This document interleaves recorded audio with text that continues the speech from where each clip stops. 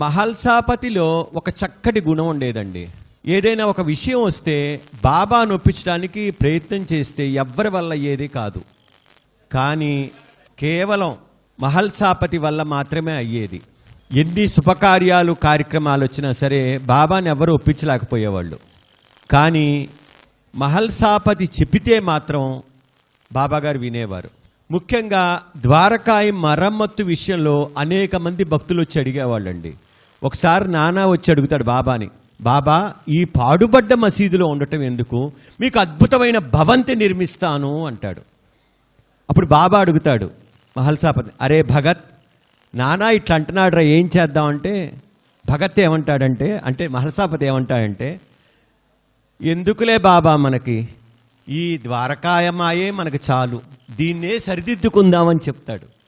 అందుకని బాబాది నివాసం ద్వారకామాయిగా మారింది. ఆ విషయంలో మహల్సాపతి కృషి ఉంది. ఆ గోడలకు పెచ్చులు ఊడితే, పైకప్పు ఊడుతుంటే మహల్సాపతి దగ్గరుండి అవన్నీ చేయించడానికి బాబా దగ్గర పర్మిషన్ తీసుకున్నాడు.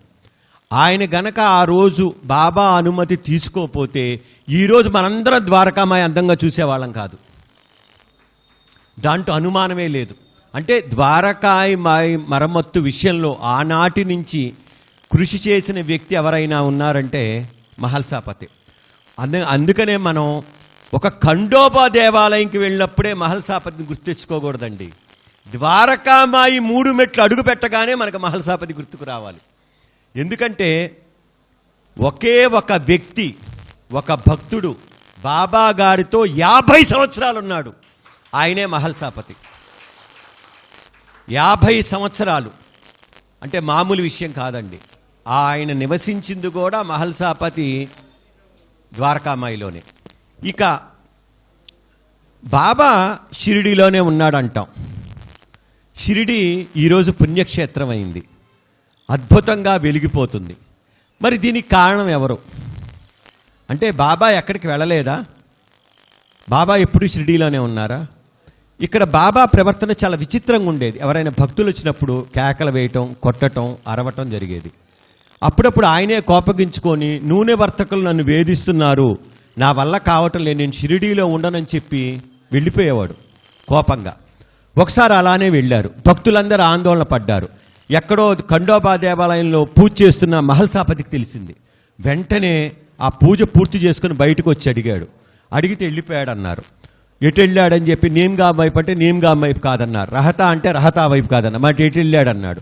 కొద్దిగా షిరిడీ దాటి కుడి చేతి ముందుగానే రూయి గ్రామం వైపు వెళ్ళాడని తెలిసింది. అక్కడ ఒక పొలంలో పనిచేస్తున్న వ్యక్తిని అడిగాడు, బాబా ఇటు ఏమన్నా వచ్చారంటే, అవునండి వచ్చారు, నేను అడిగాను, బాబా ఎక్కడికి వెళ్తున్నావు అని అడిగారు. నాకు షిరిడీలో అందరు నన్ను తిడుతున్నారు, కొడుతున్నారు, నేను ఇంకా షిరిడీ రాను, నేను షిరిడీలో నివసించదలుచుకోలేదు, వెళ్ళిపోతాను అని చెప్పాడంట. అని చెప్పి కోపంగా వెళ్ళిపోయారు, రూయి గ్రామం వైపు అన్నాడు. వెంటనే మనం ఏం చేస్తాం, బాబాను వెతుక్కుంటూ వెళ్తాం. కానీ మహల్సాపతి అలా చేయలేదండి. వెంటనే షిరిడీలో ఆయన ఇంటికి వెళ్ళిపోయాడు. ఇంటికి వెళ్ళిపోయి బట్టలు సర్దేసుకున్నాడు.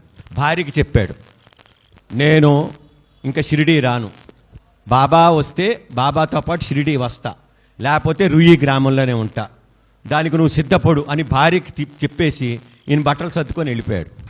వెళ్ళిపోతే అక్కడ నడుచుకుంటూ వెళ్ళేటికే చాలా రాత్రి అయిపోయింది, తెల్లారిపోయింది. అక్కడ రూయి గ్రామంలో మారుతి దేవాలయం ఉంది.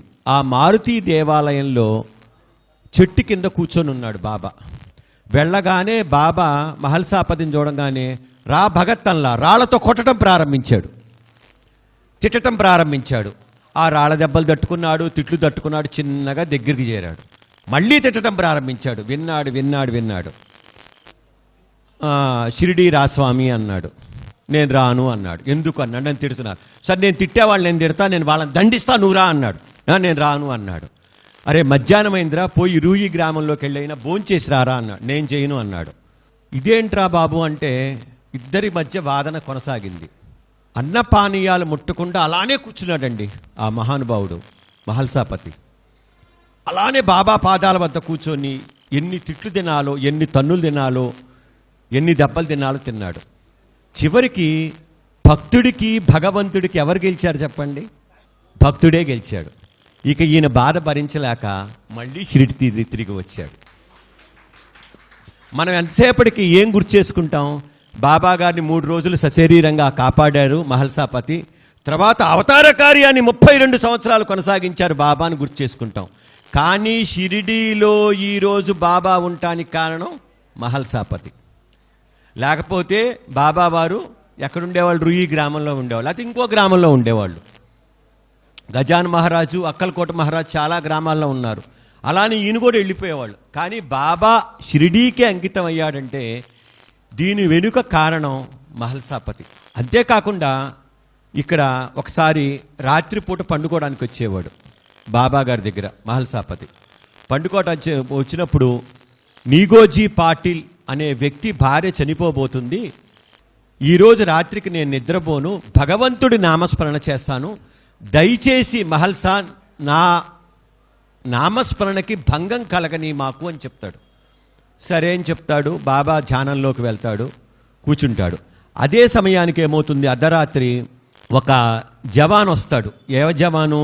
ఆ పక్క ఊరు నుంచి జవాన్ వచ్చి, నేవాసా నుంచి మమల్తార్ వచ్చి బాబా దర్శనం కావాలి, విభూది కావాలి గోల్ చేస్తాడు. ఆ నౌకరు కేకలు పెడుతుంటాడు. ఇక వాళ్ళకి దర్శనం కాదులే, విభూది ప్యాకెట్ అయిన ఇచ్చి, విభూది అయిన ఇచ్చి పంపిద్దామని లేచి నడుస్తాడు మహల్సా. ఆ నడిచిన శబ్దానికి బాబా లేస్తాడు. లేచి వాళ్ళకి బూది ఇచ్చి రాగానే, నీ వల్ల నాకు ఇలా అయింది, కేవలం ఇలా జరగటం వల్ల ఆ భార్య చనిపోయిందని చెప్పి ఆ వేసుకున్న దుప్పటను తీసి మొహాన కొడతాడు. మహల్సా మొహాన కొట్టేసి, ఏంటి నువ్వు ఈ చేసిన పని అని బాధపడతాడు మహల్సా. కాళ్ళే ఆమె చనిపోవాల్సిన రాతుంది, అందుకనే చనిపోయింది అని చెప్తాడు. ఎన్నిసార్లు బాబా సొమ్ము ఇచ్చినా పైకి ఇచ్చినా తీసుకునేవాడు కాదు. కొన్ని రోజుల పాటు పస్తులు ఉండేవాళ్ళు ఇంట్లో. ఏ రోజు బాబా నొచ్చి రూపాయి అడిగేవాళ్ళు కాదండి. మనం ఉండగలమా? ఒక్క నెల జీతం ఆగినా, కొద్దిగా వ్యాపారం దగ్గర, ఏమయ్యా రోజు పూజలు చేస్తున్నాను, అష్టోత్తరాలు చేస్తున్నాను, మధ్యాహ్నం పొద్దున సాయంత్రం హారతలు చెప్తున్నాను, బాబా గుడికి వస్తున్నాను, ఇన్ని సేవలు చేస్తున్నాను, ఇన్ని సత్సంగాలు చేస్తున్నాను అంటాం. కానీ ఏ రోజు అడిగేవాళ్ళు? ఆఖరికి మహల్సాపతి భార్య కూడా అడిగేది కాదండి. ఆమె మౌనంగా వెళ్ళి బాబా దగ్గరికి వెళ్ళి నమస్కారం చేసుకొని వచ్చేది. ఆమె ఏమనుకునేదంటే, బాబా నీకన్నీ తెలుసు, కొత్తగా నేను చెప్పేది ఏమిటి అనుకునేది. అట్లా నమస్కారం చేసుకొని వెంటనే చిన్నగా వచ్చేసేది. వచ్చిన తర్వాత బాబా అనేవాడు, అమ్మా కొద్దిసేపట్లో నేను మీ ఇంటికి వస్తున్నాను అని చెప్తాడు, దయచేసి తిప్పి పంపవద్దు అని చెప్తాడు. వెంటనే ఆమె ఇంటికి వెళ్ళి మహల్సాపతికి చెప్తుంది, ఏమని? బాబా ఇంటికి వస్తున్నాట, తిప్పి పంపించవద్దన్నా అని చెప్తుంది. అక్కడ హారతి కార్యక్రమాలన్నీ అయిపోతాయి. హరిసీతారాం దీక్షిత్ చూస్తాడు. బాబా నేను కొద్దిగా పైకము మహల్సాపతికి పంపించాలనుకుంటే పంపించమంటారా అని బాబాని ఆజ్ఞని అడుగుతాడు. వెంటనే బాబా సరే అని ఒప్పుకుంటాడు. ఒప్పుకోగానే ఆ 10 రూపాయలు కవర్లో పెట్టి మహల్సాపతి ఇంటికి పంపిస్తారు. బాబా చెప్పాడు కదా, వెంటనే ఆ కవర్ తీసుకుంటారు వాళ్ళు. ఆ రోజు తృప్తిగా అందరూ భోజనం చేస్తారు. అంత గొప్ప భక్తి ఒక్క మహల్సాపతికే కాదండి, ఆయన కుటుంబం అంతా ఉంది అక్కడ. అంటే ఒక వ్యక్తి భక్తుడిగా మారాలంటే ఆ వ్యక్తి ఒక్కడే సరిపోదండి, కుటుంబం అంతా సహకరిస్తేనే అతను గొప్ప భక్తుడిగా మారగలడు. ఆ విషయాన్ని గ్రహించాలి మనం. ఇక్కడ మహల్సాపతిని బాబా అనేక ప్రమాదాల నుంచి రక్షించారండి, అనుక్షణం రక్షించారు. ఎంత బాగా రక్షించారంటే మనం అసలు ఊహించలేం ఆయన రక్షించిన విధానాన్ని చూస్తే. ఒకసారి బాబా ఇంటికి వెళ్తానికి రాత్రిపూట ఉంటుంటే, అరే భగత్ ఈరోజు నీకు 2 దొంగలు ఎదురవుతారంటారు. ఇంటికి వెళ్ళేసరికి గడప దగ్గర ఒక పాము, బయట ఒక పాము కనిపిస్తే జాగ్రత్తగా వెళ్తాడు. అలానే ఇంకొకసారి వెళ్ళేటప్పుడు, అరే ఈరోజు వచ్చేటప్పుడు దీపం తెచ్చుకో, మధ్యలో దారి దోపిడి దొంగలు ఎదురవుతారంటారు. అలా లాంతర్తో ద్వారకామాయి దగ్గర ఒక పాము ఎదురవుతుంది. ఆశ్చర్యపోతాడు. అలానే బాబా ఏం చెప్తాడంటే మహల్సాపతికి, రాత్రిపూట నువ్వు వీపును నేల కానించి నిద్రపోవద్దని చెప్తాడు. వీపును నేల కానించి నిద్రపోవద్దని చెప్తాడు. ద్వారకామాయిలో ఉన్నంతసేపు అలానే నిద్రపోయేవాడు మహల్సాపతి బాబా దగ్గర. అయితే ఒకసారి ఏం జరుగుద్ది, ఒక విందు భోజనానికి వెళ్తాడు. విందు భోజనానికి వెళ్ళి చక్కగా సృష్టంగా భోంచేస్తాడు. చేసిన తర్వాత ఏమవుతుంది, బాగా నిద్ర వస్తుంది. ఆ గోడ కానుకొని అలా నిద్రపోయేవాడు జాగిలిపడి కింద నేల మీద పడి శుభ్రంగా నిద్రపోతాడు. లేచేసరికి ఒళ్ళు పట్టుకుపోయి కాళ్ళు కూడా ముడుచుకోలేకపోతాడు. మళ్ళీ పిల్లలు వచ్చి కాళ్ళు మర్దన చేస్తే కానీ అతను లేవలేకపోతాడు. అప్పుడు గ్రహిస్తాడు బాబా ఎందుకు చెప్పాడు ఈ విషయాన్ని అన్న విషయాన్ని మహల్సాప అక్కడ గ్రహిస్తాడు. ఒకరోజు బాబా దగ్గర ఉండగా, అరే ఈరోజు ఖండోబా మందిరంలో ప్రమాదం జరుగుతుంది, అయినా భయం లేదు, నేనున్నాను అని చెప్తాడు.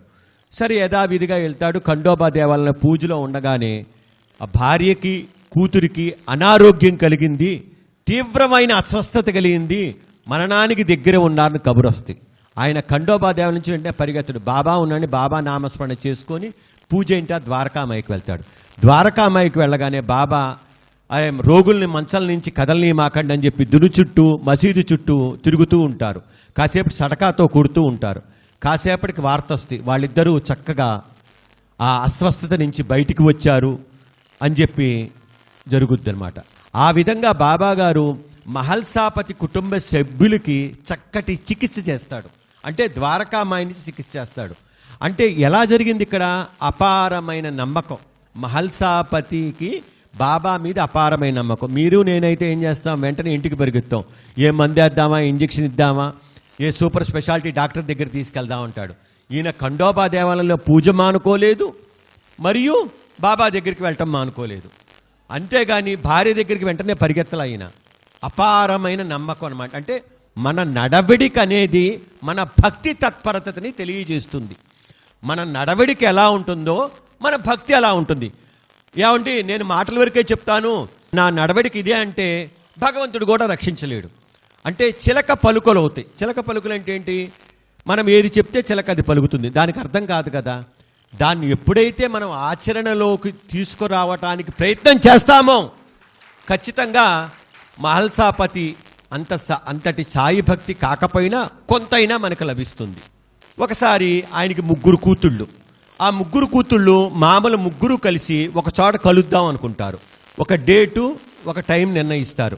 అప్పుడు మహల్సాపతిని కూడా రమ్మంటారు విందు భోజనానికి. బాబా గారిని పర్మిషన్ అడుగుతాడు. నేను వెళ్ళనా అంటాడు. బాబా చెప్తాడు, నువ్వు వెళ్ళదలుచుకుంటే వెళ్ళు, కానీ వాళ్ళు నిన్ను కించపరుస్తారు అని చెప్తాడు.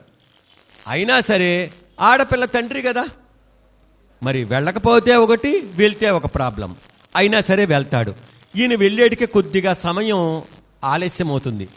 ఆలస్యమయ్యేటికి వాళ్ళు అక్కడికి వెళ్ళేసరికి అక్కడ కనిపించిన పరిస్థితి ఏంటంటే, వాళ్ళు చక్కగా భోజనం చేసేసి చేతులు కడుక్కుంటూ ఎదురొస్తారు.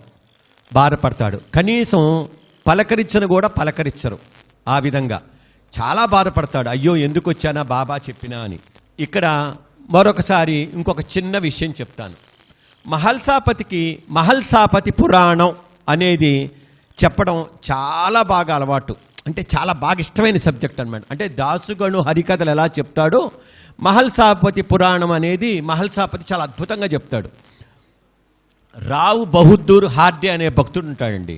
అతను ఏం చేస్తాడంటే వాళ్ళ ఊళ్ళో 6 మైళ్ళ దూరంలో ఉన్న తన స్వగ్రామంలో ఒక పురాణ ప్రవచనం పెడతాడు. పెట్టి రమ్మనమంటాడు మహల్సాపతిని. మీ యొక్క ప్రవచనాన్ని అందరూ వినటానికి సిద్ధంగా ఉన్నారు రండి అంటాడు.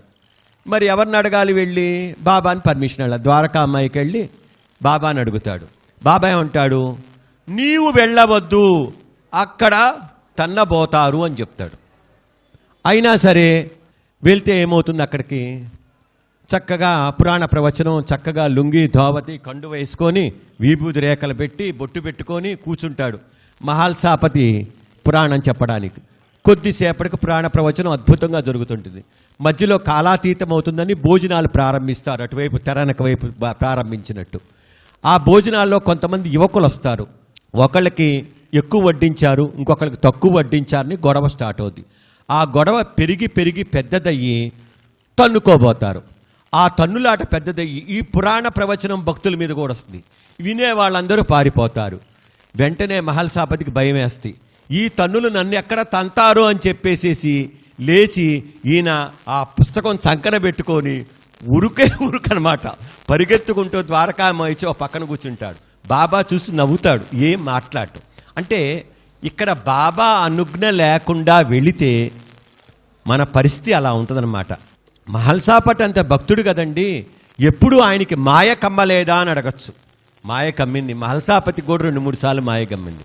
ఇప్పుడు ఇందాక పురాణ ప్రవచనంలాగా ఈయనకి రోజు అలవాటు ఏంటంటే ద్వారకామాయిలో ఖండోబా దేవాలయంలో పూజ చేస్తాడు మహల్సాపతి. చేసి ద్వారకామాయికి వచ్చేటప్పుడు ఒక కుంటి కుక్క ఉంటుంది, ఆ కుక్కకు అన్నం పెట్టడం అలవాటు ఈయనకి రోజు. ఆ కుక్కకు అన్నం పెట్టేసేసేసి వెళ్తాడు బాబా దగ్గరికి. ఆ కుక్క ఆ రోజు అన్నం పెడతాడు, అయినా సరే విడవకుండా వస్తుంటుంది మహల్సాపతి వెనకాల. విడవకుండా వస్తే ఈయన దగ్గర ఉన్న కర్ర తీసుకొని 2 వేస్తాడు దెబ్బలేగానే వచ్చి ద్వారకామాయిలో కూర్చుంటాడు. అక్కడ పాదాలు ఒత్తుతుంటారు ఎవరెవరు, బాబు సాయిక్ జోబును దాదా కేల్కర్. వాళ్ళతో బాబా ఏమంటా అంటే, అరే భగత్, ఈ గ్రామంలో నా వంటి జబ్బు కుక్క ఒకటి ఉన్నది, దాన్ని ప్రతి వెధవా కొట్టేవాడే అంటాడు. చూడండి, నాలాంటి జబ్బు కుక్క ఒకటి ఉంది, ప్రతి వెధవా కొట్టేవాడే అంటాడు. అనగానే మనసు చివుక్కుమంటది మహల్సాపతికి. అర్రెర్రెర్రెర్రే, ఎంత పొరపాటు చేశాను, బాబాని బాబాలా చూశా కానీ ప్రతి జీవిలో ఉన్నాడని నేను చూడలేకపోయాను అని బాధపడతాడు. బాబా దగ్గర మహల్సాపతి అలవాటు ఎలా మారిపోయిందంటే, ఒక్క భోజనానికి ఖండోబా దేవాలయానికి పూజ తప్ప 24 గంటలు బాబా దగ్గరే ఉండేవాడు మహల్సాపతి. ఎంతసేపు ఉన్నా అక్కడే ఉండేవాడు. అక్కడే ఉండి బాబాకి యొక్క సేవ చేసుకుంటూ ఉండేవాడు. ఒకసారి ఆయన పనేంటి, ఆయన భోజనం అవ్వగానే బాబా అతని కోసం కబురు చేసేవాళ్ళు. వెంటనే వెళ్ళి చిలుం వెలిగించి ఇవ్వాలి, పక్క వెయ్యాలి. బాబా రోజు తన వద్ద ఉండే ఇటుకని తల కింద పెట్టుకొని పండుకునేవాళ్ళు. ఇటుకతో పాటు ఒక చింకిగిడ్డల మూట ఉండేది. ఇటుకనేమో తల కింద, చింకిగుడ్డల మూట తలవైపు పెట్టి ఒక దుప్పటి వేసి దాని మీద బాబా నిద్రించేవారు. ఇది ఆయన పని. ఆ ఇటుక విరిగిపోయినప్పుడు బాబా చాలా బాధపడ్డాడు, నా ప్రారంధం పోయిందని బాధపడతారు. దాన్ని కాకాసాహెబ్ దీక్షిత్ అంటాడు, దీన్ని విటికినందుకు ఎందుకు బాధపడుతున్నాడు, వెండి దాంతో కట్టిస్తానంటే నువ్వు బంగారం అతుకు వేయిస్తే ఏం ప్రయోజనం అని నా నిత్య సహచారి, అది విరగడం అశుభాన్ని సూచిస్తుంది అని చెప్తాడు. అప్పుడు మహల్సాపతి కొద్దిగా బాధపడతాడు. కానీ అది ఆ సూచనగా గ్రహించడు పాప మహల్సాపతి. ఏదో అశుభం జరిగిపోతుందని మహల్సాపతి గ్రహించడు, దాన్ని తర్వాత గ్రహిస్తాడు. అందుకని ఈ మాట చెప్పాను మీకు. ఇప్పుడు ఒకరోజు ఏమవుతుంది, సాయంత్రం పూట అవుతుంది. మహల్సాపతి బాబాకి చిలిం వెలిగించి, బాబా చీకటి పడుతుంది, లాంతర వెలిగించనా అంటాడు. అప్పుడు బాబా చిత్రంగా ఏమంటాడు, అరే భగత్, నిజంగానే చీకటి పడుతుంది, కొద్ది రోజుల్లో నేను ఎక్కడికో పోతున్నాను, అటు తర్వాత 4 సంవత్సరాల తర్వాత నువ్వు వస్తావు అని చెప్తాడు. బాగా గమనించండి, కొద్ది రోజుల్లో నేను ఎక్కడికో వెళ్తున్నానని చెప్తాడు బాబా. 4 సంవత్సరాల తర్వాత నువ్వు వస్తావని చెప్తాడు. ఖచ్చితంగా 4 సంవత్సరాలు అని చెప్తాడు. చెప్పగానే ఆయనకేం అర్థం కాదు మహల్సాపతికి. ఇదేంది, ఈయన ఎక్కడికో వెళ్ళటం ఏంది, 4 ఏళ్ళ తర్వాత నేను రావటం ఏంది, నేను షిరిడీ వదిలి వెళ్ళటం ఏంటి, నేను ద్వారకామాయిలోనే ఉంటా కదా, బాబా గారు ద్వారకామాయిలోనే ఉంటారు కదా అనుకుంటాడు. ఖచ్చితంగా అక్టోబర్ 15, 1918 బాబా మహాసమాధి చెందుతారు. ఇక్కడ ఒక చిన్న విషయం అడుగుతానండి, మనం మాట్లాడుకుందాం. మన ఇంట్లో కానీ మనకు ఆప్తులు కానీ ఎవరైనా మరణిస్తే మనం ఒక రోజు అన్నపానీయాలు మానేస్తాం, లేకపోతే 2వ రోజు మానేస్తాం నిద్రాహారాలు, అంతేనా? 3వ రోజు బంధువులందరూ వచ్చి బలవంతం పెడతారు, ఏదో కొద్దిగా తింటాము. 4వ రోజు మామూలు మనిషి అవుతాము. ఆ కార్యక్రమాలు అయ్యేటికే పూర్తిగా అవుతాం. కానీ ఇక్కడ బాబా మహాసమాధి చెందగానే మహల్సాపతి ఎన్ని రోజులు మానేశాడు తెలుసండి? 13 రోజుల పాటు నిద్రాహారాలు మానేశాడు. అంత శక్తి ఎలా వచ్చింది? 13 రోజుల పాటు అన్నపానీయాలు నిద్రాహారాలు మానేసి అలా నిశ్చేష్టుడై నిలబడిపోయాడు. అసలు బాబా లేకపోతే నేను ఏంటి అనే ఒక షాకు గురైపోయాడు మనిషి. అంటే ఎంత ఇష్టం పెంచుకున్నాడో మనం అర్థం చేసుకోండి. అంటే దాంతో కంపేర్ చేసుకుంటే మనం సాయినాథుడి పట్ల ఎంత ప్రేమతో ఉన్నాము అంటే 0.1% కూడా లేవు మనం. కానీ మనందరం సాయి భక్తులుగా చక్కగా పేరు తెచ్చుకుంటున్నాం, చక్కగా ప్రవచనాలు చేస్తున్నాం, అద్భుతంగా మంచి బిరుదులు పొందుతున్నాం, సత్కారాలు పొందుతున్నాం. కానీ మహల్సాపతి ఏనాడు అలాంటి చేయలే. కేవలం బాబా పాదాలు చరణాలు ఆశ్రయించాడు. బాబా మహాసమాధి చెందిన తర్వాత ఆయన కొన్నాళ్ళకి 13 రోజుల తర్వాత బాబా ఉన్నాడని నమ్మకం కలుగుతుంది. కలిగి ఒక్కసారి వెనక్కి వెళ్ళి గతం గుర్తు చేసుకుంటాడు. గతంలో ఆయన చెప్పినవన్నీ ఇటుక విరిగిపోవటం, సీమోల్లంఘన చేయటం, ఇవన్నీ ఆయన గుర్తొస్తాయి. గుర్తొచ్చింగానే వెంటనే కళ్ళమ్మన్నీళ్ళు పెట్టి ఏడుస్తాడు. అయ్యయ్యో బాబా చెప్పాడే, నేను అర్థం చేసుకోలేకపోయానని ఎంతో బాధపడతాడు, చాలా బాధపడతాడు. ఇక దాని తర్వాత ఏదైనా బాబా నాతోనే ఉన్నారని ఒక ఆత్మవిశ్వాసం వస్తుంది. ఆత్మవిశ్వాసం వచ్చి కొంత సంభాళించుకొని మామూలుగా జీవితాన్ని కొనసాగించడం ప్రారంభిస్తాడు. ఒకసారి ఏమవుతుంది, మహల్సాపతి ఖండోబా దేవాలయంలో పూజారు కదండి. ఖండోబా అంటే ఎవరు? వీరభద్ర స్వరూపంగా చూస్తాం, శివస్వరూపంగా చూస్తాం మనందరం. అయితే ఖండోబా కల్లో దర్శనమిచ్చి నువ్వు పండరీ వెళ్ళి పండరీనాథుడిని దర్శించు అని చెప్తాడు. ఈయనేమో కడు పేదవాడు, బ్రాహ్మడు, స్వర్ణకారుడు, డబ్బులు లేవు, ఎలా వెళ్ళాలి? ఎవరు అదే సమయానికి షిరిడీలో శ్రీమంతులు వస్తారు, ఈయన తీసుకొని వెళ్తారు పండ్రీపురం వరకు కష్టపడి. అక్కడికి వెళ్ళిన తర్వాత పరిస్థితి ఏంటంటే విపరీతమైన జనం ఉంటారు, పట్టరాని జనం ఉంటారు ఆలయంలో. లోపలికి వెళ్ళటానికి అవకాశం లేదు. అక్కడికి పాండాలకి డబ్బులు ఇస్తేనే దర్శనం అవుతుంది. ఈయన దగ్గర డబ్బు లేదు, తోసుకొని వెళ్ళటానికి ఓపిక లేదు, సన్నపాటి బ్రాహ్మడు. అయ్యో అని చెప్పి బాబాని ప్రార్థిస్తాడు. అక్కడ పూజారులకి మహల్సాపతి ముఖంలో ఖండోబా దర్శనం అవుతుంది. వెంటనే ఈయన్ని తీసుకుపోయి పండరీనాథుని దర్శనం చేపిస్తారు. అద్భుతమైన సంఘటన. ఇలాంటి సంఘటనే తర్కడ్ దగ్గర జరుగుద్దండి. ఆ భార్య వీరేంద్ర తర్కడ్తో వెళ్తే పండరీనాథుడు తలకాయ వంచి ఆమెతోటి మాలయించుకుంటాడు. అది పండరీ డైరీలో కూడా రాశారు, ఇప్పటికే ఉంటుంది అక్కడ, వాళ్ళ గెజిట్లో రాశారు. అంత గొప్ప సంఘటన మహల్సాపతికి కూడా జరిగింది. ఒకసారి ఏమవుతుంది, కలరా వ్యాధి వస్తాయి షిరిడీలో, ఆ ప్రాంతాల్లో గ్రామం సరిహద్దు దాటకూడదంటారు. అదే సమయంలో జూజీరులో అక్కడ ఖండోబా ఉత్సవాలు జరుగుతున్నాయి. దానికి వెళ్ళటానికి అనుమతి కావాలనుకుంటారు. ఏం చేయాలని చెప్పి చిన్నగా బయలుదేరతాడు మహల్సాపతి. గ్రామం దాటగానే వేరే గ్రామానికి వెళ్ళగానే అక్కడ కరణం యొక్క సంతకం కావాలి, ఆయన సంతకం ఉంటేనే మీరు ఈ గ్రామం దాటి వెళ్ళొచ్చు, లేకపోతే పర్మిషన్ ఇవ్వనంటారు. ఇవ్వననగానే బాధపడతాడు. ఏం చేయాలని చెప్పి మహల్సాపతి కరణం గారి దగ్గరికి వెళ్తాడు. ఈయన బక్కగా ఉన్న బ్రాహ్మడు, ఏదో కడు పేదవాడు. వెళ్ళగానే కరణం ఏమంటా అంటే అక్కడ వాడి కూలివాడు కట్టెలు కొడుతూ ఉంటాడు గొడ్డలతోటి, బాగా గుర్తుపెట్టుకోండి. అది చూసేసి నువ్వు కూడా కట్టెలు కొట్టు, నీకు పర్మిషన్ ఇస్తానంటాడు. వెంటనే ఖండోబాను జూజీరులో దర్శించాలని చెప్పేసేసి ఈయన కట్టెలు కొట్టడానికి గొడ్డలు తీసుకుంటాడు. తీసుకొని ఒక దెబ్బయ్యగానే గొడ్డలి 2 ముక్కలు అవుద్ది. వెంటనే తన తప్పు తెలుసుకుంటాడు కరణం. తెలుసుకొని సంతకం పెట్టి మీరు వెళ్ళండి అని పంపిస్తాడు మహల్సాపతిని. అక్కడికి వెళ్ళగానే విపరీతమైన జనం ఉంటారు, ఏమీ అర్థం కాదు, ఏం చేయాలో తెలియదు. ఏం చేయాలో తెలియక బాధపడుతుంటే అక్కడ పల్లకీ దగ్గర బాబా గారి దర్శనం అవుతుంది. ఓహో, బాబానే స్వయంగా ఇక్కడ నా కోసం వచ్చాడా అని చెప్పి ఎంతగానో సంతోషపడతాడు మహల్సాపతి. ఆ విధంగా మహల్సాపతిని అనుక్షణం బాబా గారు కాపాడారు. అంతేకాకుండా సాయి సమాధి చెందిన తర్వాత 4 సంవత్సరాల తర్వాత, అంటే 4 years అయిపోయిన తర్వాత భాద్రపద ఏకాదశి సోమవారం రోజున ఖండోబాకి పవిత్రమైన రోజు. సోమవారం అంటే శివస్వరూపం కదా, ఖండోబాకి పవిత్రమైన రోజున వాళ్ళ నాన్నగారు ఆబ్దికం వస్తాయి. ఆబ్దికం రాగానే ఏం చెప్తాడు మహల్సాపతి, ఈనాడు జరగవలసిన మా తండ్రి గారి ఆబ్దికం త్వరగా పూర్తి చేయండి, నేను కూడా ఈరోజే స్వర్గానికి వెళ్ళిపోతాను అని చెప్తాడు. లక్ష్మణ మామ వచ్చి ఆబ్దికాన్ని చక్కగా శాస్త్రోక్తంగా పూర్తి చేస్తాడు.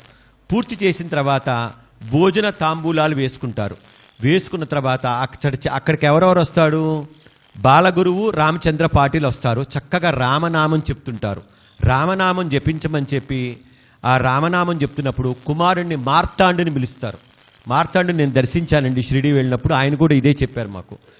దర్శించి మార్తాండుకి ఏం చెప్తాడు, ఉత్తమమైన భక్తి మార్గంలో నడుచుకో అని చెప్తాడు. ఏం చెప్తాడు, ఉత్తమమైన భక్తి మార్గంలో నడుచుకో అని చెప్తూ రామా అంటూ ప్రాణం వదిలేస్తాడండి మహల్సాపతి. అంటే అక్కడ సాయినాథుడే సాయిరాముడు, సాయిరాముడే సాయినాథుడు, రామా అంటూ చక్కగా ప్రాణం వదిలేస్తాడు. చూడండి ఎంత గొప్ప విషయం. ఒక సాయి భక్తుడు తన సాయి సాన్నిధ్యాన్ని స్వయంగా ఆయన నోటితో చెప్పించి తీసుకువెళ్ళిపోయాడు. అది బాబా గారి భక్తుల గొప్పతనం. అంటే బాబాని ఖచ్చితంగా శరణు వేడితే మీకు ఆపన్న సమయం కళల ద్వారా కానీ మనిషి ద్వారా కానీ ఖచ్చితంగా తెలుస్తుంది. దాంట్లో అనుమానమే లేదు. ఇక్కడ ఇంకో విషయం గమనించాలి. ఏకాదశి రోజు సాయి సాన్నిధ్యం చెందాడు. మీరు బాబా భక్తులు అనేక మందిని చూడండి, అందరూ ఏకాదశి ద్వాదశి తిథుల్లోనే అందరూ వెళ్ళిపోయారు. దీక్షిత్ కానీ గొప్ప భక్తులందరూ ఏకాదశి విష్ణు సహస్రనామం ఏ రోజైతే చదువుతామో, శ్యామాకి ఏ విష్ణు సహస్రనామాన్ని ఇచ్చాడో, ఏ ఏకాదశి పవిత్రమైన దినమో ఆ రోజే సాయి సాన్నిధ్యం చెందారు చాలామంది భక్తులు. ఇక బాబాని ఫస్ట్ గుర్తుపట్టిన వాళ్ళు ఎవరయ్యా అంటే మహల్సాపతి. మరి ఇంత చేసిన మహల్సాపతి బాబాకి ఏమేం చేశాడు అంటే పూజ ప్రారంభింపజేశాడు, ద్వారకామాయికి మరమ్మతులు చేశాడు. సమాధి జరిగినప్పుడు ఇరు వర్గాలు పోటీ పడుతున్నప్పుడు ఇద్దరిని సమన్వయపరిచాడు. బాబా సమాధి చెందిన తర్వాత రెండు వర్గాలు అయిపోతాయి, గ్రామం అంతా సమన్వయపరిచాడు. ఇరుపక్షాలకి చేసిన అతనికి కృతజ్ఞతగా బాబా ఏమిచ్చాడు? పాదుకులు, కఫ్ని, రూపాయి నాణాలు 3, ఒక బెత్తము ఇస్తాడు. ఇచ్చి చిరకాల సన్నిధికి సన్నిధంగా ప్రసాదించాడు. ఈ వస్తువులన్నీ ఎక్కడున్నాయి? మహల్సాపతి ఇంటో సమాధి మీద ఉన్నాయి. ఇప్పటికీ మనం చక్కగా దర్శించవచ్చు. అంతటి గొప్ప ధన్యజీవి మహల్సా. మరి ఈ మహల్సా ఖండోబా పల్లకి మోసుకొని 150 మైళ్ళు నడిచి వెళ్ళేవాడండి జూజిరికి. 150 మైళ్ళు నడిచి వెళ్ళేవాడు ఆ రోజుల్లోనే. ఎంతటి గొప్ప భక్తో చూసుకోండి. ఈయనకి వంశాచారంగా వచ్చిన మహల్సాపతి పురాణాన్ని పారాయణం చేసేవాడు. ఆధునిక సంస్కృతి జోలికి పోయేవాడు కాదు, ఎప్పుడు తనదైన శైలిలోనే జీవించాడు. ఆయనకి ఒక మట్టి ఇల్లుంది షిరిడీలో, 7.5 ఎకరం పొలం ఉంది. ఆ పొలంలో ఏమీ పండదు, ఉపయోగం లేని పొలం, దానివల్ల సంపాదన లేదు, అయినా బాధపడలేదు. ఈయనకున్న ఒకటే ఒక్క మంచి సద్గుణం ఏంటంటే మహల్సాపతికి షిరిడీ గ్రామానికి ఏ యోగులు ఏ మహాత్ములు వచ్చినా వారిని ఆదరించటం, వాళ్ళని సత్కరించటం, వాళ్ళ యొక్క సేవ చేసుకోవటం ఇష్టం. మీరు బాబానే అనుకుంటారు, దేవీదాసు జానకీదాసులను కూడా అదే విధంగా గౌరవించాడు మహల్సా. అంటే మహాత్ముల్ని సేవించటం అనేది పరమావధిగా పెట్టుకున్నాడు మహల్సాపతి. ఇక్కడ పరిచర్యలు చేసేవాడు. ఈయనకి ఆర్థిక స్తోమత లేకపోయినా సరే వాళ్ళని కాశీరాం షింపి, అప్పాబిల్లు బాగా ధనవంతులు ఆ రోజుల్లో. వాళ్ళ ఎన్ని వస్తువులన్నీ, భోజన సదుపాయాలు, వసతి సౌకర్యాలు చూసేవాడు. ఈయన మాత్రం మహల్సాపతి తనకి ధనం లేదని బాధపడేవాడు కాదు, చక్కగా సేవ చేసుకునేవాడు మహాత్ముల్ని. అదేవిధంగా బాబాను కూడా చేశాడు. ఒక్క బాయిజాబాయితో పాటు మహల్సానే జీవితకాలం బాబా సేవ చేసుకున్నారు వదలకుండా. ఫస్ట్ బాయిజామాయి, తర్వాత బాబా చూసిన క్షణం నుంచి చక్కగా సేవ చేసుకున్నారు. మొదట్లో బాబా గారు షిరిడీ వచ్చినప్పుడు అందరు పిచ్చివాళ్ళు అనుకునేవాడు. బాబాను చూసి కోపగిచ్చుకునేవాడు, గునుక్కుంటూ ఉండేవాడు. బాబా గారు చిత్రమైన భంగిమలు చేసేవాడు. కానీ ఆయనలో ఉన్న దివ్యత్వాన్ని గుర్తించింది ఫస్ట్ ఎవరయ్యా అంటే మహల్సాపతి. ఆయన పాదాలు పట్టుకుంది మహల్సాపతి. అంతేకాకుండా బాబాలోని పూర్ణ వైరాగ్య లక్షణాలు మహల్సాపతికి విపరీతంగా నచ్చేసి, అంటే ధనం మీద కాంక్ష లేకపోవడం, కీర్తి మీద కాంక్ష లేకపోవడం, వస్తువుల మీద కాంక్ష లేకపోవడం, తనకున్న దాంతో సంతృప్తి చెందడం. బాబాలో మనిషి రూపంలో దైవత్వాన్ని చూసినవాడు మొట్టమొదటివాడు మహల్సా. అంతేకాకుండా బాబా పూజ ప్రారంభమైంది అంటే దానికి కారణం మహల్సాపతేనండి. ఎందుకంటే బాబా మొట్టమొదట పూజ చేయడానికి ఎవరైనా వస్తే స్తంభాన్ని పూజించుకొని చెప్పాడు. నానాసాహెబ్ డెంగ్లే వచ్చి పూజ చేయకపోతే ఒప్పుకోలా, నువ్వు స్తంభాన్ని పూజించుకొని చెప్తాడు. కానీ ఎంతమంది ఉన్నా ఎవరున్నా సరే కేవలం ద్వారకామాయిలోకి అడుగుపెట్టి మహల్సాపతి చక్కగా వారి పాదాల మీద పూలు వేసి మెడకు చందనమద్ది పాలను నైవేద్యంగా పెట్టేవాడండి. ఆయనకొక్కడికి అనుమతి లభించేది. ఎందుకంటే ఎంత బాగా చేసేవాడంటే అంత బాగా చేసేవాడు. ఇప్పట్లో కనుక బాబా మీద ఎట్లా ఇది ఉందో, అప్పట్లో ఏమైంది, మసీదులో హిందూ పూజలు చేయటం అనేది ముస్లింలకు నచ్చలేదు. నచ్చక ఏం చేశారు, ఒకసారి ఈయన వచ్చే సమయానికి, ఈయన పూజ చేసి వచ్చే సమయానికి ముస్లింలందరూ కలిసి ఆ ద్వారకామాయి గేటు దగ్గర నుంచో ఈయన అడ్డుకున్నారు. నువ్వు లోపలికి వెళ్ళటానికి లేదు, ద్వారకామాయి మసీదులో ప్రవేశించడానికి లేదు అని అడ్డుకున్నారు. అడ్డుకోగానే ఏం చేశాడు అక్కడ? మహల్సాపతి ఊరుకున్నాడా? ఊరుకోలేదు. అక్కడి నుంచే పూజ ప్రారంభించాడు, ఆ గేటు దగ్గర నుంచే బాబాకి. వెంటనే బాబా చూసి, నీవు నాకు వచ్చి చందన మధ్య పూజించుకో, నిన్నెవడడ్డగిస్తాడో చూస్తానని గట్టి కేకలేస్తాడు బాబా. ఆ స్థాయికి మనం వెళ్ళాలండి భక్తి తత్పరతతోటి. ఇక్కడ దీని ఉద్దేశం ఏంటంటే, బాబా నీకు నాకు మధ్య ఎవ్వరూ అవసరం లేదు, నేను నీ వద్దే ఉన్నాను, నీ చెంతే ఉన్నాను, నీవు నన్ను పూజిస్తే నీకోసం వస్తానని చెప్పడం బాబా ఉద్దేశం.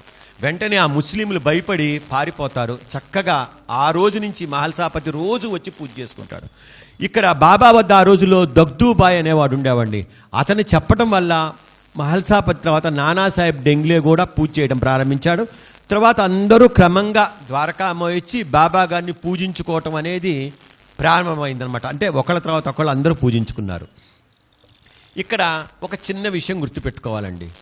ఆయనకి 3 కొడుకులు, ఒక కొడుకు పుట్టి చనిపోతాడు. చనిపోతే వైరాగ్యంలోకి వెళ్ళిపోతాడు మహల్సాపతి. ఎందుకు ఈ జీవితం, ఎందుకు అనుకుంటాడు. అంటే ఒక పుట్టిన కొడుకు చనిపోతే ఎలా బాధపడతారో ఆ బాధ ఆ చనిపోయిన వాళ్ళకి తెలుస్తుంది. అయినా సరే తొణకలేదు మహల్సా. బాబా యందు అదే భక్తి తత్పరతతో ఉన్నాడు, అదే ప్రేమతో ఉన్నాడు. అదే ప్రేమతో ఉండి తన ఇష్టదైవమైన ఖండోబాని రోజు పూజ చేసుకోవటం, బాబాని పూజ చేసుకోవటం చేసేవాడు. వేరే భక్తి కోసం వేరే ఏమీ చేసేవాడు కాదు. కేవలం ద్వారకామాయిలో కూర్చోవటం, ఖండోబాని పూజ చేసుకోవటం, ఇంటికి భోజనానికి వెళ్ళటం. రాత్రిపూట కూడా ద్వారకామాయిలోనే పండుకునేవాడు. ఎందుకంటే సంసార భారం ఎక్కువ అవుతుంది, వైరాగ్య లక్షణాలు తగ్గిపోతాయి, మాయలో మునిగిపోతాను రాత్రిపూట పండుకునేవాడు. అప్పుడు బాబా ఏం చేసేవాడు, బాబా చెంతనే ఒకరోజు రాత్రిపూట చావడిలోను, ఒకరోజు మసీదులో పండుకునేవాడు. అస్సలు వెళ్ళేవాడు కాదు ఇంటికి రాత్రిపూట. ఇదంతా చూశారు బాబా కొన్నాళ్ళు. చూసి, అరే భగత్, ఈ ఫకీరు మాటలు ఎన్నటికీ వ్యర్థం కావు. నువ్వు రోజు నీ ఇంట్లో కాకుండా ఇక్కడే పండుకుంటున్నావు. నీకున్నది కుమార్తెలే కదా, కుమార్తెలు చింతకాయలు వంటివారు, కుమారుడు మామిడి పండు వంటివాడు. నువ్వు ఇక నుండి ఇంటి నుండి నిద్రిస్తే నీకు తప్పక కొడుకు పుడతాడు అని చెప్తాడు. నీకు తప్పక కొడుకు పుడతాడని చెప్తాడు. ఎంత ఒత్తిడి చేసినా ఈ నెలల ఇంకా కోపం వచ్చి బాబా ఏం చేస్తాడంటే కాశీరామ్ అనే వ్యక్తితో చెప్తాడు. ఇది 1989లో జరిగిందండి. ఏం చెప్తాడు, నువ్వు ఈయన ఇంటికి వెళ్ళినప్పుడు వాడి బయట తలుపు గొళ్ళెం పెట్టిరా అంటాడు. ఈయన భోజనానికి భాగంగా తలుపు గొళ్ళెం పెట్టొస్తాడు. ఇంకా అప్పుడు ఏం చేస్తాడు, గొళ్ళెం తీసేవాడేవాడు లేడు కదా, ఇంట్లో ఉండటం ప్రారంభిస్తాడు. 1896 నుంచి నిద్రించడం ప్రారంభిస్తే 97 కృష్ణ జన్మాష్టమికి సరిగ్గా మార్తాండ మహారాజ్ అంటాం మనం, మార్తాండనే కొడుకు పుట్టాడు. ఆయన మొన్నటి వరకు ఉన్నారు. అందరినీ బాబా భక్తులందరూ వెళ్ళి, ఇక్కడ మీలో కూడా చాలామంది మార్తాండని దర్శించి ఉంటారు. చాలా బాగా మాట్లాడేవాడు. ఆయన ఒకటే చెప్పేవారు, బాబా సేవ తప్ప నాకేమీ తెలియదు. ఆయన జీవితం అలానే గడిచిపోయింది. మహల్సా జీవితం అలానే గడిచిపోయింది, మార్తాండ్ జీవితం అలానే గడిచిపోయింది. మార్తాండు బాబా దగ్గర ద్వారకామాయి దగ్గర గోళీలు ఆడుకునేవాడని చెప్పేవాడు. మేము స్వయంగా కలిసినప్పుడు చెప్పాడు ఆయన, గోళీలు ఆడుకునేవాళ్ళం, ఏదో వచ్చిన డబ్బులు చిల్లర డబ్బులు ఇచ్చేవాడు, వాటితో కొనుక్కొని తినేవాళ్ళం, అలా మా జీవితాలు గడిచినాయి అని చెప్పాడు. ఆ ద్వారకామాయి దగ్గరే పండుకోవటం, ఆ షిరిడి సమాధి మందిరంలో పండుకోవటం, అలా పెరిగాం మేమని చెప్పాడు మార్తాండ్ మహారాజ్. ఆ రోజుల్లో బాబా దగ్గర రోజు పండుకునేవాడు కదా. ఆ సంతానం కలగ్గానే మళ్ళీ వెంటనే ద్వారకామాయి దగ్గర చావడి దగ్గర మళ్ళీ నిద్రించడం ప్రారంభించాడు. ఈసారి ఏం చేశాడు బాబా, అరే నువ్వు నా మీద గుండెల మీద చెయ్యి వేసి కూర్చో అనేవాడు. నేను భగవంతుడి నామస్మరణ చేస్తూ ఉంటాను, ఈ భగవంతుడి నామస్మరణ ఎప్పుడు ఆగిపోతే, నీ చెయ్యి పెట్టి ఆగిపోతే నువ్వు నన్ను నిద్ర లేపాలి అని చెప్పి మహల్సాపతి నిద్రపోకుండా కూర్చోబెట్టేవాడు. కూర్చోబెట్టినప్పుడు ఈయన నామస్మరణ ఆగేది కాదు బాబాది, ఆయన లేపేవాడు కాదు. అంటే రేయింబవళ్ళు ధ్యాన సమాధిలో ఉండేవాళ్ళు ఇద్దరు. ఎవరు, బాబాను మహల్సా. అంటే భగవన్నామస్మరణ చేస్తా. రాత్రి ఎప్పుడైనా ఇంటికి వెళ్దామని ఈయన కనిపిస్తే, నువ్వు ఇక్కడ నుండి వెళ్ళవద్దు, మసీదు నుండి బయటికి వెళ్ళపోతే నువ్వు చచ్చిపోతావు, జాగ్రత్త అని చెప్పేవాడు. వెంటనే మానుకునేవాడు మహల్సా. మనమైతే ఆగుతామా, ఏదైతే ఇందని వెళ్ళిపోయేవాళ్ళం. ఆ విధంగా బాబా సన్నిధిలో మహల్సాపతి తపస్సు కొనసాగింది. అంటే ఒక్క మాట చెప్పంటే తపస్సు అంటారు దాన్ని. అంటే బాబా సన్నిధిలో ఉండి ఆ విధంగా సేవ చేసుకుంటూ తన జీవితాన్ని ధన్యం చేసుకున్నాడు. మరి ఈ తపస్సు చేస్తున్నప్పుడు అపరిగ్రహం ఇందాక చెప్పా కదా, ఎవరిచ్చినా దక్షిణలు సేకరించేవాడు కాదు. అందరికీ బాబా 1980 నుంచి విపరీతమైన దక్షిణలు వచ్చేవి. కొంతమందికి 35 రూపాయలు, కొంతమందికి 15 రూపాయలు, కొంతమందికి 10 రూపాయలు ఇస్తూ ఉండేవాడు. మహల్సాపతి కేవలం 3 రూపాయలు మాత్రమే ఇచ్చేవాడండి. గురువు సంఖ్య 3 రూపాయలు ఇచ్చేవాడు. దాన్నే ఆనందంగా అది ఒప్పుకునేవాడు. చివరికి ఒప్పించి 3 రూపాయలే ఇచ్చాడు ఆయన. 3 గురు బ్రహ్మ, గురు విష్ణు, గురుదేవ మహేశ్వర అంటే 3 ఇచ్చేవాడు. ఆ 3 రూపాయలతోనే సంతృప్తి చెందేవాడు మహల్సా. ఆ విధంగా చేస్తుంటే మహల్సా ఏమన్నాడు, నాకు అదంతా వద్దు, నాకు మీ పాదసేవ మాత్రం కావాలి. అతడికి సిరి సంపదల కంటే వైరాగ్యము, అపరిగ్రహము, తృప్తి అవే శ్రేష్టమనిపించి అతనెన్నడూ మంచం మీద పండుకునేవాడు కాదు మహల్సా. మహల్సాపతి ఏ రోజు మంచం మీద పండుకోలేదండి. బాబాతోటి ద్వారకామాయిలోను, చావడిలోను కటిక నేల మీద పండుకున్నాడు. అంటే ఇది తపస్సు అంటారా కాదంటారా? మరి అరే భగత్, నేను భగవంతుడి వద్దకు పోతున్నాను, నీవి దేహాన్ని 3 రోజులు కాపాడుకో అని చెప్తాడు. ఏమని చెప్తాడు? 3 రోజులు కాపాడుకో అని చెప్తాడు. వెంటనే లేకపోతే నేను అటు తిరిగి రాకుంటే వేప చెట్టు దగ్గర సమాధి చేయంటారు. వేప చెట్టు అంటే మనకేం గుర్తొస్తుంది? గురుస్థానం. అక్కడ సమాధి చేయమని చెప్తాడు బాబాగారు. ఇక ఈయన తొడ మీద తల ఉంచి శరీరాన్ని విడిచిపెడతారు. ఈ 3 రోజులు అలానే నిద్రాహారాలు మాని అలానే కూర్చుంటాడు మహల్సా. 3 రోజులు అలానే కూర్చుంటాడండి. కూర్చున్నప్పుడు ఆ ఊరి గ్రామకరణం మున్సూబు వచ్చి డాక్టర్ని తీసుకొచ్చి వైద్యుని చేతి బాబా దేహాన్ని పరీక్షింపజేయిస్తారు. చేస్తే చనిపోయాడని చెప్తారు. కానీ ఆ దేహాన్ని సాధ్యమైనంత వరకు సమాధి చేయాలని చూసిన మహల్సాపతి తన పట్టు విడువక 3 రోజులు దాన్ని కాపాడుతూ ఉంటాడండి. అలా కాపాడటం వల్ల 32 సంవత్సరాలు బాబా గారు తన అవతార కార్యాన్ని మరి చేయగలిగారు. ఆ విధంగా మనకి మహల్సాపతి ఒక గొప్ప తపస్సు చేసిన వ్యక్తిగా, ఒక అద్భుతమైన వ్యక్తిగా కనిపిస్తుందండి. మరి ఇప్పటిదాకా మహల్సాపతి గురించి చెప్పాం. ఆయన మహానుభావుడా, భక్తుడా, మరి ఒక రాజా, ఋష అంటే ఏంటంటే నేను ఒక్క మాట చెప్తానండి. ఏమిటంటే భక్తికి అర్థం చెప్పినవాడు మహల్సా. ఏంటండి? భక్తి అంటే మహల్సా. మహల్సా అంటే భక్తి. అంటే భక్తుడు ఎలా ఉండాలి, సంసార సాగరంలో ఉండి ఎలా ఉండాలని చెప్పిన అర్థం వాడు మహల్సా. ఇక సాయి అనే నామకరణం, సాయి అని పిలిచిన వాడు ఎవరయ్యా మొదట అంటే ఆవో సాయిని పిలిచిన ఎవరంటే మహల్సా. అంటే భగవంతుడికి పేరు పెట్టే అదృష్టం. మనం ఎవరికి పేర్లు పెడతామండి? మన పిల్లలకి, మనవళ్ళకి, మనవరాళ్ళకి పేర్లు పెడతాం. కానీ భగవంతుడికి పేరు పెట్టే యోగ్యత ఎవరికి కలిగింది? మహల్సాపతి కలిగింది. కాబట్టి మహల్సాపతి స్థానం చాలా విశిష్టమైనది, విశేషమైనది.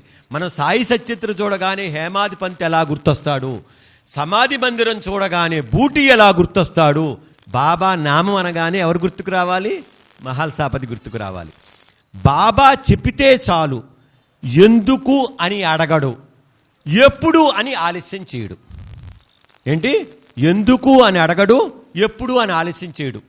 మహల్సాపతి అంత గొప్పగా చక్కగా చేసేవాడు. అంటే నిత్యం బాబా మాటలు వినటం, బాబా ఆజ్ఞ పరిపాలించడం, బాబా తత్వంలో నడవటం తప్ప చేయలేదు. ఇక్కడ బాబా ఒక్క మాట అన్నారండి మహల్సాపతి గురించి. ఫైనల్గా ఒక్క మాట చెప్పారు. నా భక్తులందరిలో మహల్సాపతి భక్తి నాకు అత్యంత ప్రీతికరము, అతడికి నాకు ఎటువంటి తెర లేదు అని చెప్పారు. ఏం చెప్పారు? మహల్సాపతి భక్తి అన్నారు. మహల్సాపతి అంటే ఇష్టమని చెప్పలా, మహల్సాపతి భక్తి అంటే ఇష్టమని చెప్పారు. ఇక్కడ గ్రహించండి మీరు.